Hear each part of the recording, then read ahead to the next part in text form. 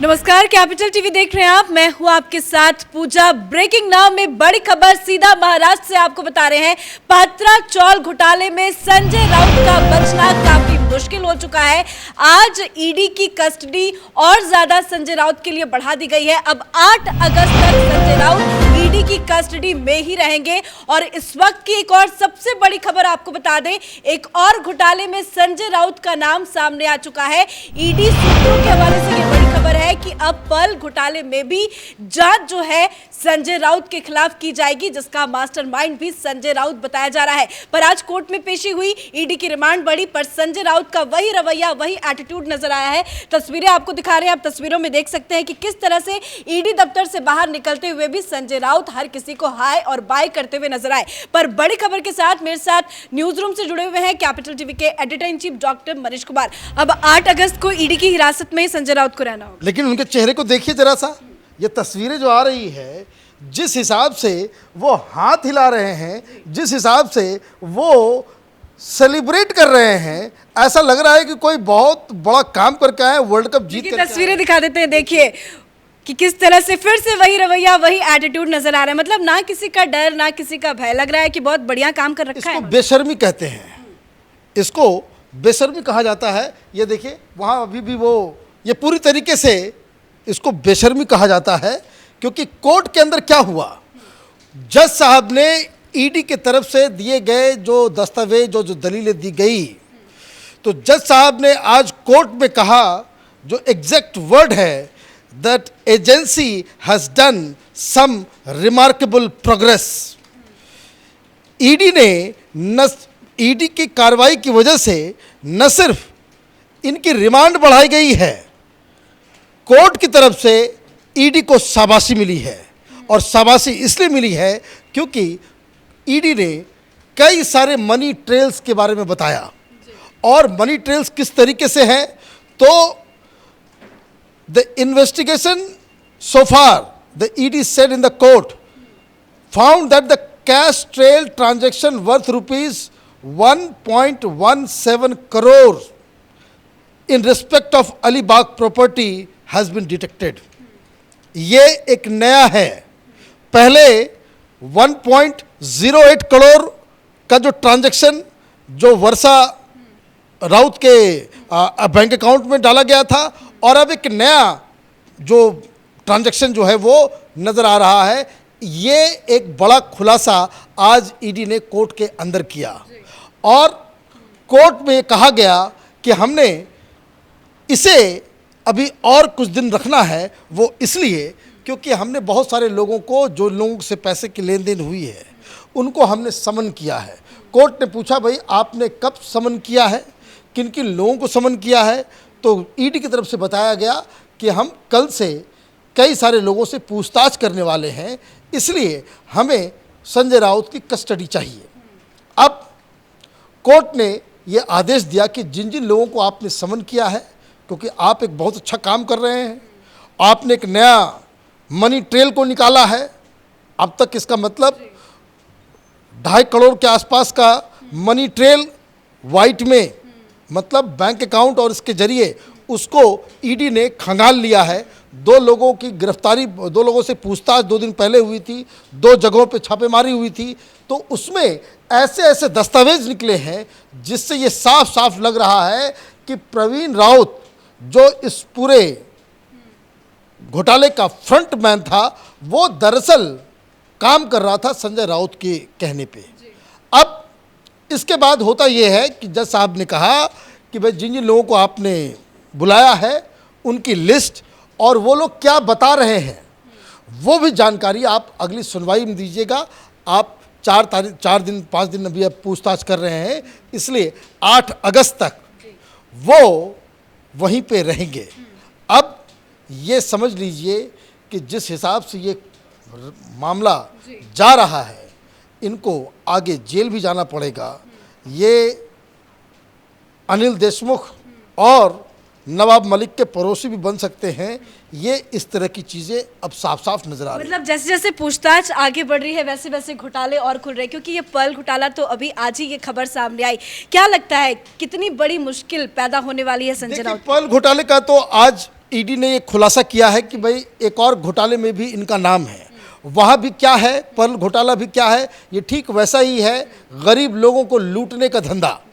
ये जिस तरह से शारदा नारदा हुआ, उसी तरीके से ये पर्ल घोटाला भी छोटे छोटे इन्वेस्टर्स को लूटने का मसला है। इसमें 60,000 करोड़ रुपए का घोटाला है ये। इन लोगों ने देश में गरीबों को लूटने का एक नया पूरा सिस्टम बना रखा है, इसमें भी उसका नाम है। लेकिन आज एक बड़ा इंटरेस्टिंग चीज़ हुआ कोर्ट के अंदर। जज साहब ने पूछा आपको कोई दिक्कत तो नहीं हो रही है संजय राउत से? तो संजय राउत ने कहा कि हमें कोई दिक्कत तो नहीं है, लेकिन मेरे कमरे में जो है वो सफोकेशन हो रहा है, मैं हार्ट का पेशेंट हूँ, वेंटिलेशन नहीं है, एसी काम नहीं करता है, और इसलिए जो बिना एसी के कमरे में डाल दिया गया है। बेसिकली वो बहानेबाजी कर रहे थे। वो ये बताना चाह रहे थे कि मैं एक हार्ट पेशेंट हूँ और मुझे जिस हिसाब से रखा जा रहा है वो जगह ठीक नहीं, कि कल मेरे को कुछ हो गया तो उसके लिए ईडी जिम्मेदार होगी, हमें मत रखिए। जो रिमांड के लिए जो अपोज किया गया उसमें भी यही एक दिक्कत हुई, बार बार हेल्थ इशू। आप ये समझिए कि हिंदुस्तान के राजनेता कितने बड़े फ्रॉड्स होते हैं। जब तक ये बाहर रहते हैं पूरी तरह से हेल्दी रहते हैं, लोगों को धमकाते रहते हैं, मीडिया में बयान देते रहते हैं, और जैसे ही ईडी बुलाती है सबकी तबीयत खराब हो जाती है, किसी का हाजमा खराब हो जाता है। तो ये इस तरीके से तो ईडी की तरफ से कहा गया कि भाई देखिए ये झूठ बोल रहे हैं, पूरी की पूरी बिल्डिंग एसी है, और ये जो खिड़की की डिमांड कर रहे हैं कि वेंटिलेशन नहीं है, कि चूंकि सेंट्रलाइज्ड एसी है, कह रहे हैं बस पंखा लगा हुआ है। अब पंखा लगा हुआ है, वो कह रहे हैं कि भाई एसी लगा हुआ है तो इसलिए इसकी वजह से हम ऐसे कमरे में हम खिड़की वाला कमरा नहीं दिए हैं। और अगर इनकी मांग है कि भाई खिड़की चाहिए, वेंटिलेशन चाहिए, तो हम कोशिश करेंगे कि उनको ऐसा कमरा दिया जाए कि जिसमें खिड़की भी है। तो ये मसला वहीं पे ख़त्म हुआ। लेकिन इससे एक सवाल खड़ा होता है, संजय राउत कितनी बेशर्मी से एसी की मांग कर रहे हैं, वेंटिलेशन की मांग कर रहे हैं, आगे खाने की भी मांग करेंगे। अब सारी चीज़ों की मांग होगी। लेकिन इनके कारनामे क्या रहे? इनका कारनामा क्या है? इनका कारनामा ये है कि गरीब जनता को ये पात्रा चौल में बार बार कह रहा हूँ, इस चीज़ को हमेशा ध्यान रखिए कि ये किस तरह का एक अमानवीय घोटाला है। पात्रा कहते हैं टिन शेड्स को, एस्बेस्टस और टिन शेड से बना हुआ जो झुग्गी होती है, उन लोगों को ठगने का काम आपने किया है। उन लोगों के घरों के ऊपर बुलडोजर चला करके आपने बिल्डिंग्स बनाई है, और इन लोगों के सर से आपने छत छीन ली। गरीबों की हाय की वजह से आज संजय राउत की यह हालत हुई है। आप अब दूसरा घोटाला, उसमें भी वही कहानी है, जो छोटे इन्वेस्टर्स हैं उनको लूटने का काम ये पर्ल ग्रुप ने किया था, उस वजह से सारा उनका पूरा धंधा पानी चौपट हुआ है। 60,000 करोड़ का हर जगह आप जनता को लूटते हुए नजर आ रहे हो, हर उस केस में फंस रहे हो जिसमें जो है जनता को लूटा जा रहा है। और आप तो कह रहे थे कि भाई वेंडेटा पॉलिटिक्स है, सारी चीज़ें झूठी है। अब ये जवाब दें कि ये 1 करोड़ 17 लाख और 1 करोड़ 8 लाख, ये जो ट्रांजैक्शन, ये जो मनी ट्रेल जो मिला है, उसका क्या जवाब है? भाई कोई व्यक्ति क्यों दे रहा है? अब ये जो बुलाया गया है अगले 4-5 दिनों में, वो उनसे पूछताछ होगी कि भाई जिन जिन लोगों ने वर्षा राउत के बैंक अकाउंट में पैसे दिए हैं, उनसे पूछा जाएगा कि भाई किस वजह से तुमने दिए। भाई कोई बिजनेस है, कोई कंपनी चला रहे हैं, कोई चीज़ आपने बेची, कोई चीज़ खरीदी, ये पैसे संजय राउत को किस लिए दिया गया? दलाली का पैसा है, लठैती का पैसा है, किस चीज़ का पैसा है ये? या फिर इस चीज़ का पैसा है कि आपके लिए वो एक पॉलिटिकल फेस बनकर आपके सारे कामों को वो सुचारू रूप से चले, एक पॉलिटिकल बैकअप देने के लिए उस वजह से पैसे जा रहे थे। कोर्ट में आज ईडी ने यह भी बताया कि किस तरीके से हर महीने 2 लाख रुपए, ये जो प्राइम एक्यूज्ड है, जो संजय राउत का फ्रंटमैन है, मित्र है, वो 2 लाख रुपए हर महीने वो डिजिटल ट्रांसफ़र कर रहा है, खर्च कर रहा है। किस लिए कर रहे हो भाई? अभी तक वो जवाब नहीं दे पाए। कोर्ट के अंदर में भी संजय राउत के वकील ने ये नहीं अपोज किया कि ईडी जो कह रही है कि हमारे फॉरेन टूअर्स परिवार के, उसको ये प्रवीण राउत स्पॉन्सर करता था, इसका अपोज नहीं किया गया, क्योंकि कागज जब बोलता है तो ये बहानेबाजी, ये तो सिनेमा का जो डायलॉग दे रहे थे उखाड़ दिया एडिटर मिस्टर। लेकिन ईडी की तरफ से एक बड़ा बयान आया है कि संजय राउत सवाल जवाब नहीं दे पा रहे हैं। भाई सवाल जवाब क्या देंगे वो? ईडी के सामने कुछ बोलने का मतलब है कि वो बन जाएगा सबूत। तो बाहर क्यों हीरो बन रहे हैं? वो बाहर इसलिए हीरो बन रहे हैं, ये देखिए, ये बेशर्मी कहते हैं इसको कहते हैं कि चोरी और सीनाजोरी। आप पूरी तरीके से घोटाले में आप फंसे हुए नजर आ रहे हो, और आपके पास ये इस तरह का माइंडसेट, तो सिख लोग कर सकते हैं ये काम, कि गरीब जनता को लूटने के बाद आप इस तरह का घृणित काम करें, और उसके बाद वो आप गेरुआ गमछा जो है वो घुमा रहे हैं, हाथ ऐसे हिला रहे हैं जैसे कोई वर्ल्ड कप जीत करके टीम आती है तो कैसे अभिनंदन होता है मुंबई में, उसी तरीके से ये एक जिसको कह सकते हैं कि क्रिमिनल साइकोलॉजी जो है, वो कह सकते हैं कि भाई आप अपने पापों को छिपाने के लिए आप इस तरह का काम कर रहे हो।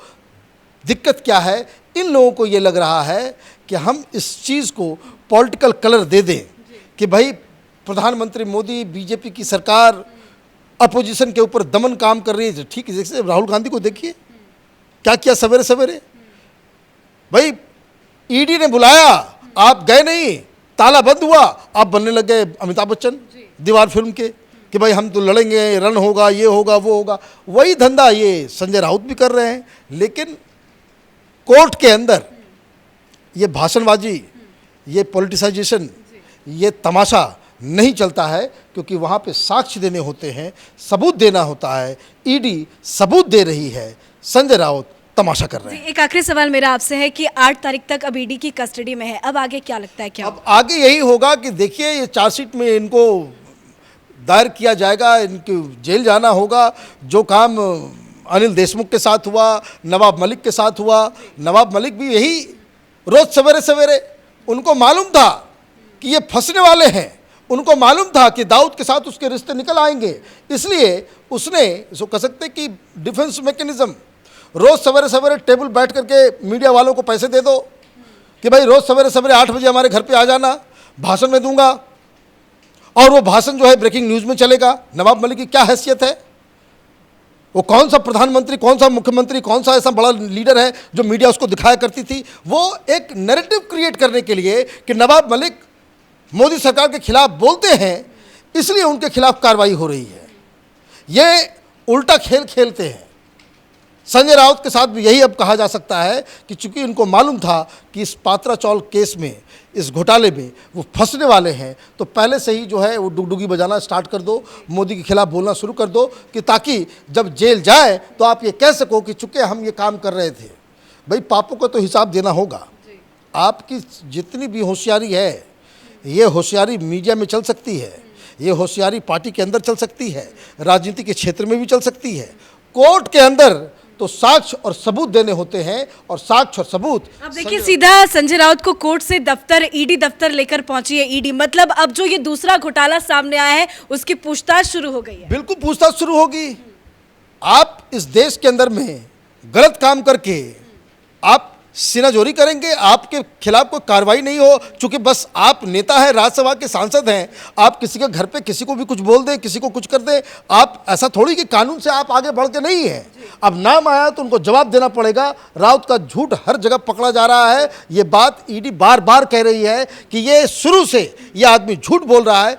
रीजन, पैसे ट्रांसफर हुए हैं, बैंक में पैसा आया है, पैसे का इस्तेमाल संजय राउत ने किया है, और पैसा देने वाले वो लोग हैं जो इस घोटाले में शामिल है। चलिए, धन्यवाद अपडेट के लिए। तो ईडी ने आज साफ कोर्ट में कह दिया कि एक बहुत बड़ा मनी ट्रेल का मामला जो है वो निकलकर सामने आया है। संजय राउत के खिलाफ अहम दस्तावेज ईडी के पास है, तभी आज ईडी ने कोर्ट में संजय राउत की रिमांड बढ़ाने की मांग की। कोर्ट ने ईडी अधिकारियों की मांग को मानते हुए संजय राउत की रिमांड को 8 अगस्त तक के लिए बढ़ा दिया गया है। पर बड़ी खबर यह है कि घोटाले की जांच पात्रा चौल में चल रही थी, पर एक और घोटाला सामने आया है, पर्ल घोटाला, जिसमें अब संजय राउत से पूछताछ होगी। इस बड़ी खबर में मेरे साथ फिलहाल इतना ही। कैमरा पर्सन अशोक के साथ मैं पूजा, कैपिटल टीवी।